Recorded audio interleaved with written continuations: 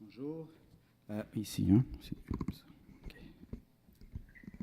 Alors, toujours un peu difficile pour moi d'accepter d'être dans un truc d'art médiatique parce que je suis un peu comme un latecomer là-dedans, un peu. Mais les toutes premières installations que je faisais, cinétiques, étaient assez mécaniques au niveau du fonctionnement des événements. En fait, c'était souvent des moteurs qui généraient une série de séquences mécaniques pour enclencher une série d'événements un après l'autre, sans utilisation de programmation. Et quand le musée des Beaux-Arts de Montréal a fait l'acquisition de ce projet-là, au tout départ, quand j'ai fait le projet, j'avais une espèce d'intention malicieuse de transformer j'aimais prendre plaisir à ce que les gens qui entretiennent l'œuvre de la galerie et après des musées deviennent un peu eux-mêmes des concierges. J'avais forcément devait prendre le rôle de concierge en se mettant les mains dans le savon et en devant manipuler quelque chose de gommant comme ça. Et je trouvais ça intéressant, j'avais un plaisir pervers à faire ça un peu. Et quand ils ont fait l'achat de cette œuvre-là, j'ai décidé de changer la mécanique à l'intérieur pour mettre un système programmable, qui était la toute première chose programmable avec laquelle je travaillais. Et j'avais comme à peu près un mois pour le faire, mais je leur ai dit, OK, je vais vous mettre de quoi d'un peu plus, peut-être plus permanent, en pensant que ce serait plus permanent. Et finalement, c'était toute une source de stress et de tracas pour réussir à arriver à faire quelque chose que je ne maîtrisais pas bien à ce moment-là. Mais j'ai réussi à faire la chose, mais avec énormément de stress. Et finalement, y penser après coup, je me dis peut-être que mon système mécanique était peut-être bien plus durable dans le temps que la programmation que j'ai fait pour ça, finalement. Parce que c'était programmé avec un Basic Stamp, on a besoin d'un connecteur DB9, puis là, tu n'as plus l'ordinateur qui fit avec ça. Donc, il y a tout un problème d'obsolescence qui a commencé à surgir, que je me suis rendu compte avec le temps aussi. Et puis, un détail de l'affaire. Et une autre œuvre qui a été achetée par un musée, qui est celle du Musée des Beaux-Arts, qui avait été faite pour le Musée des Beaux-Arts de Montréal, mais qui a été achetée par le Musée du Québec. Celle-là non plus n'avait pas de programmation. C'est assez simple. Celle-là, j'ai décidé de la garder comme ça aussi, sans programmation. C'est simplement des timers avec des détecteurs de mouvement de Canadian Tire qu'on met au-dessus du garage.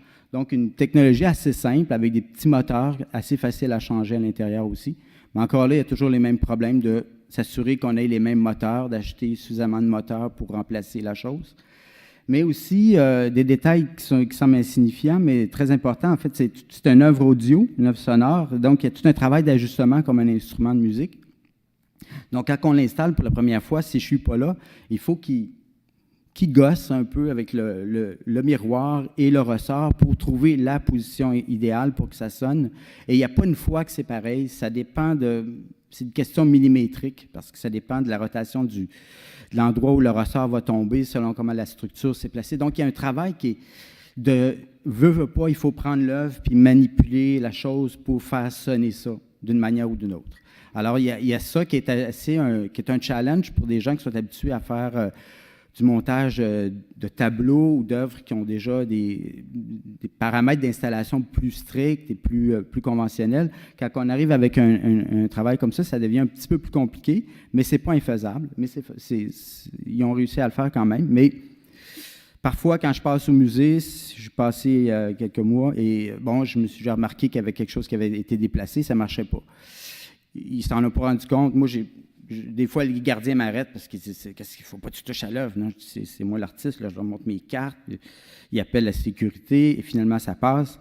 Mais il faut des fois que je réajuste des trucs parce qu'ils n'ont pas toujours l'oreille non plus pour se rendre compte qu'il y a quelque chose qui ne va pas bien. C'est normal aussi. Hein. Ça a été aussi, quand je l'ai fait, cette pièce-là, pour le musée, pour mon exposition au Musée d'art contemporain, j'avais comme une intuition qui serait probablement intéressé à acheter une de mes installations parce que c'était une exposition bilan de 10 ans. Je me suis dit, tiens, je vais faire un piano, puis je vais la faire pour qu'elle soit facile à monter et possiblement vendable. Et je ne me suis pas trompé parce que c'est une des installations les plus faciles d'entretien jusqu'à date. Ils n'ont pas eu beaucoup de problèmes avec. facile de montage, très, très, très, très facile de montage. C'est vraiment pas compliqué. Ça prend un avant-midi, c'est tout monté, ça marche tout ça, fonctionne très bien. Mais il y a toujours les problèmes d'obsolescence des microcontrôleurs avec lesquels j'ai fait le truc, qui sont encore là, des vieux microcontrôleurs de Basic Stamp, en fait, qui étaient programmés en Basic. Mais quand j'ai fait l'œuvre, j'ai fait une vidéo avec eux autres pour documenter le processus et tout ça, puis les questions qu'ils me posaient. Et ça revient un peu, Geneviève parlait de ça ce matin, c'est intéressant, comment peut-être qu'à certains points, vous vous en tenez plus compte de ces commentaires-là aussi. Mais en fait, dans le vidéo, je dis tout simplement que moi, si jamais l'œuvre est plus fonctionnelle et que je ne suis plus là non plus pour la réparer, ils peuvent changer, ils peuvent substituer la technologie pour la faire remarcher.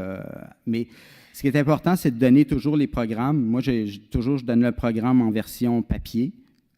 Donc, le programme, c'est une partition. N'importe quel codeur peut lire ça comme une partition de musique aussi et comprendre comment retraduire ça avec un nouveau programme et une nouvelle interface. C'est sûr que visuellement, ça va changer des choses. Il va falloir peut-être rajouter une deuxième interface qui va peut-être être gros comme mon pouce au lieu de mesurer ça de long de microcontrôleur. Alors, ça se met à côté, ça s'installe comme ils veulent, mais ça ne me dérange pas que ça soit une transformation technologique pour faire vivre l'œuvre, parce que je trouve que c'est important que les œuvres continuent à vivre sans que je sois là aussi. Sinon, aussi bien les mettre aux poubelles dès le départ. Mais Tinguely, lui, il voyait vraiment comme ses œuvres... Si sa machine mourait, laissez-la comme ça, elle est morte. Mais à la Fondation Tinguely engage des fois j'ai connu un artiste français, Magali Farrell, comment est-ce qu'il s'appelle? Malaki Farrell.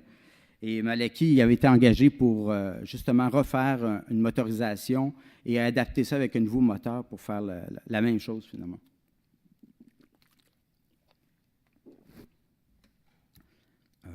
Une petite vidéo vite faite de ça.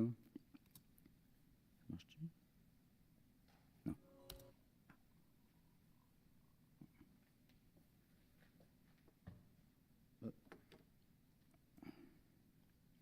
Ah bon, ça a sauté. Qu'est-ce qui s'est passé? La vidéo marche pas.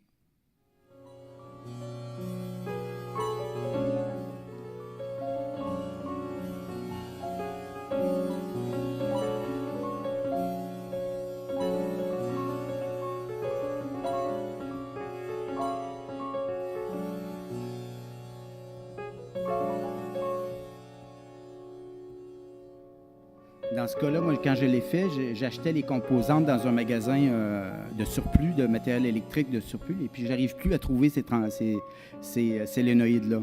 Alors, ça va être très difficile de refaire, si jamais ils veulent remplacer le solénoïde, il va falloir qu'ils trouvent quelque chose qui est assez similaire. Donc, ça commence à être plus complexe déjà. Je me dis, ça peut être une source de problème comment on va substituer ça, parce que là, ça va commencer à changer le visuel de l'installation. Pour l'instant, tout marche très, très bien. C'est assez durable quand même, des solénoïdes. Ce n'est pas le genre de choses qui brisent beaucoup. Alors là-dessus, c'est mieux qu'un moteur, parce qu'un moteur, il y a des engrenages, et les engrenages ont tendance à briser. Donc, c'est peut-être ce qui va me sauver dans ce projet-là, ce niveau-là.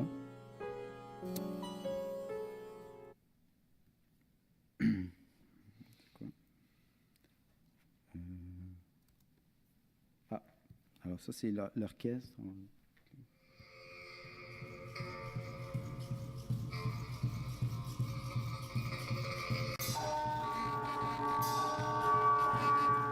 C'est une installation qui a eu 3 vies différentes, à différents formats de présentation. Vous allez voir tantôt dans les photos.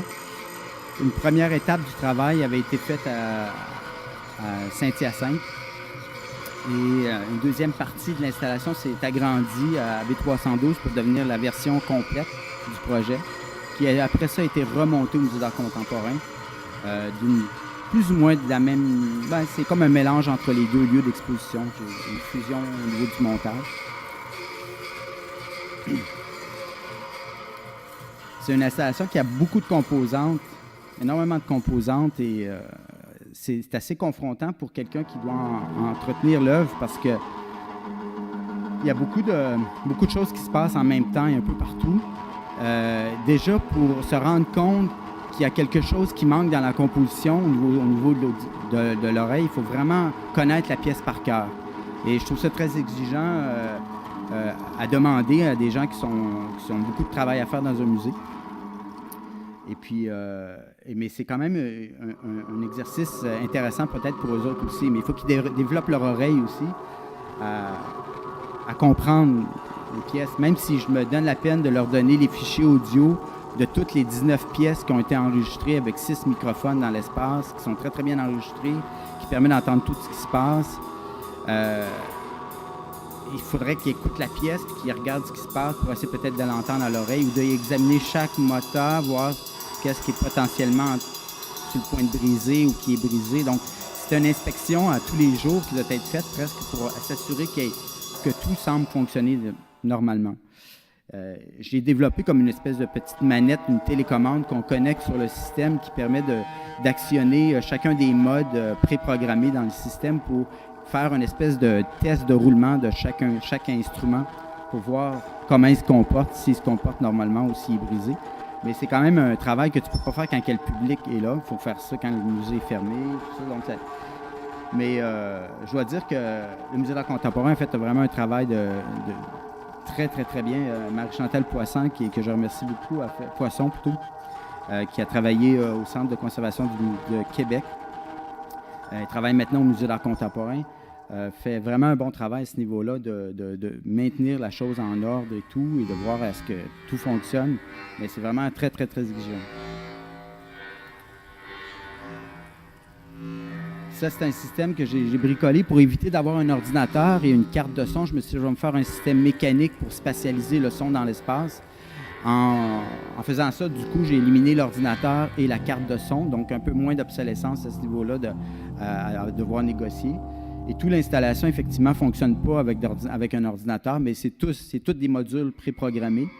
Là aussi, il y a un cas d'obsolescence à long terme. Quand on va vouloir reprogrammer ça, il va peut-être avoir un problème aussi. Donc, il va falloir penser un jour à devoir penser à des nouveaux interfaces de contrôle. Alors, c'est... je vais poursuivre avec... c'est fini. Et quand j'installe les pièces sur les murs, je me suis construit des templates en papier aussi, en papier transparent, qui permet d'installer les instruments exactement en l'endroit où ils doivent être par rapport à la corde pour avoir exactement le même son à chaque fois. Donc, ces templates-là sont vraiment précieux et font vraiment partie de l'œuvre et doivent être conservés aussi précieusement que tous les autres éléments. Et le musée, eux, ont développé d'autres façons de faire pour une autre façon de faire qui est intéressante aussi pour remonter l'œuvre. Comme par exemple, ils vont photographier le mur et ils vont mettre des repères sur les murs à tous les 10 pieds ou quelque chose comme ça, et qui vont leur permettre de reproduire l'œuvre sur le mur avec un projecteur à échelle réelle. Ensuite, ils vont pouvoir replacer les fils plus ou moins comme je les avais placés. Parce que tout le travail le plus long, finalement, de l'installation est surtout la mise en place des fils. Parce que les instruments en tant que tels, ça va assez vite à placer. Tous les éléments mécaniques et tout ça s'installe assez rapidement. Mais c'est tout le travail de filage qui était assez long et à chaque fois, il était fait sur mesure. Dans le cas d'une acquisition comme ça, l'œuvre est comme coulée dans le béton, elle ne changera plus. Donc, ça exige beaucoup de choses. Ça exige d'avoir une salle identique à chaque fois, avec des murs peut-être moins hauts, mais au moins aussi larges, et d'avoir des distances entre les murs parallèles qui soient les mêmes aussi pour respecter les longueurs de fil. Sinon, on se ramasse avec trop de fils ou pas assez de fils. Donc, c'est une des exigences dans ce que j'exige quand on présente l'œuvre aussi, si on veut la respecter. Sinon, il faut qu'on refasse les fils et ça devient super long. La version à Montréal, où j'avais rajouté 3 autres murales à l'installation. Et l'œuvre était dans 2 salles aussi. Il y avait une salle de l'autre côté dans laquelle il y avait une autre pièce. Et ça, c'est la version à Montréal. Et comme ça. Donc, j'ai fourni aussi tout l'organigramme de fonctionnement, de la logique, comment tout fonctionne, comment tout s'interconnecte au niveau des microcontrôleurs, surtout. Donc, toutes les petites cases de couleurs que vous voulez, les 4 couleurs différentes sont en fait, ou les 5, 6, non, en tout cas, peu importe, c'est en fait des murales. Chacune est une partie de l'installation et ça montre comment les microcontrôleurs s'interconnectent et tout ça. Et puis, ça, c'est ça. Et puis, on voit ici comment le musée procède aussi pour répertorier ça. Ça, c'est un travail que moi, je ne m'aurais jamais donné la peine de faire. Je l'ai fait en partie. J'ai commencé un protocole, une espèce de guide PDF de montage et d'explication de comment l'installation fonctionne et tout ça. Mais ce n'est pas du genre de choses qu'on pense quand on fait l'œuvre aussi. Et même souvent, en fait, on néglige ça quand on travaille à l'atelier parce que bon, on a une bourse de, je sais pas, mettons 25 000, puis on dépense 10 000 $ en matériaux. Pour le restant, ça sert à payer notre bouffe et l'appartement et tout ça. Mais 10 000 $, c'est pas beaucoup pour faire un travail d'ingénierie et tout ça. Puis souvent, on travaille avec ce qu'on est capable d'avoir, pas trop cher, parce qu'on est dans le processus, dans l'expérimentation. On y va avec ce qu'on peut trouver. Puis parfois, c'est des choses qui sont plus difficiles à retrouver aussi, ou ça implique des fois une certaine fragilité qui fait partie de l'œuvre aussi, qui est nécessaire à l'œuvre aussi. Le petit moteur qui est en bas à droite a une certaine fragilité. Il fonctionne assez bien pour tout le travail qu'il fait, mais il y a une certaine fragilité mécanique. Il ne pourra pas fonctionner pendant des années. Il va finir par briser un jour. Alors, ça fait partie des enjeux, parce que si tu changes de moteur, tu changes le son, tu changes la dynamique de travail aussi. Donc, c'est des choix qu'il faut choisir. Il faut faire ces décisions-là aussi. Certains types de cerveaux, de moteurs cerveau que j'utilise, un autre exemple de codification de tout le système, et c'est aussi compliqué pour chaque mur, un paquet toutes les fils ont des codes et tout ça. Entre autres aussi, les tubes comme ça, les tubes haut-parleurs dans lesquels j'ai intégré les amplificateurs, ou comme par exemple celui-là, j'ai pris soin de mettre l'amplificateur en dehors pour être plus facile à réparer. Mais les 2 premiers que j'ai faits, les amplificateurs sont intégrés au tube, ce qui complexifie un peu plus la réparation. Mais lui, il y a quand même les préamplificateurs d'intégrer dedans, pareil. Donc, ça ne règle pas le problème non plus. Donc, il y a des choses de même que je n'ai pas pensé. Parce que moi, quand j'ai fait cette œuvre-là, premièrement, je me suis dit, fuck les galeries, parce que je venais de lâcher ma galerie à New York. Fuck les galeries, fuck la vente, ça ne marche pas de toute façon. Je me fais plaisir, j'ai eu une bourse pour faire un projet, puis je me fais plaisir. Et j'ai vraiment eu beaucoup de plaisir pendant 2 ans. Je me suis dit, je vais faire un projet sur lequel je vais pouvoir programmer pendant des années, puis faire 3 heures de composition, puis le faire rouler un peu partout dans différentes places d'exposition. Et tout à coup, quelques mois après mon exposition à Montréal, j'ai un téléphone du musée. « Ah, on aimerait ça faire l'acquisition de ton installation. » Ben, j'en ai peut-être un autre qui est moins compliqué. Je leur ai dit, peut-être que celle-là serait peut-être un peu moins compliquée, plus peut-être ça serait mieux, tu sais. Et ils préféraient celle-là parce qu'ils trouvaient que c'était une bonne. Puis bon, effectivement, c'est une bonne installation, mais pas facile. Je les avais prévenus. C'est pas facile, mais c'est une institution qui est capable de le faire, avec qui j'ai déjà travaillé, et je me suis dit, oui, je pense qu'ils vont être capables d'assumer ça. Et ils ont vraiment réussi à relever le défi amplement. Et donc, c'est pas évident parce qu'on ne pense pas à ça au départ, pas du tout. Puis quand on y pense, ça ne marche pas. Quand on essaie de faire ça, souvent, ça ne marche pas. Alors, à part pour le piano que j'avais en tête, que ça me pourrait peut-être marcher, mais c'est un peu un coup de chance. Alors, c'est pas évident. Donc, ça, c'est les microcontrôleurs, l'obsolescence qui va venir un jour, qui n'est pas encore là, mais qui ne devrait pas tarder. Je ne sais pas combien. On ne peut pas prédire. Le problème, c'est qu'on ne peut jamais savoir quand. Ça sera plus, mais les ordinateurs changent tellement souvent, surtout les Mac qui changent constamment de connecteurs. Bientôt, il n'y aura plus de connecteurs USB. Là, ça va être le problème de programmation et tout. Alors, c'est ça. J'aurais pu remplacer aussi. Maintenant, j'ai commencé à travailler avec un autre type de moteur, qui est les moteurs Dynamixel, qui sont beaucoup plus chers, 300$ le moteur au lieu de 20$ le moteur. Ça commence à coûter cher pour faire des grosses installations comme ça. Je l'utilise parcimonieusement, ces moteurs-là, juste pour certaines applications où j'ai vraiment besoin de ça. Je continue à privilégier quand même des moteurs moins durables, mais quand même qui vont me permettre de faire plus de choses quand même. Parce que sinon, c'est des budgets que je n'ai pas. Je n'ai pas ce type de budget-là. Alors, ça fait le tour. ce que j'avais à dire là-dessus.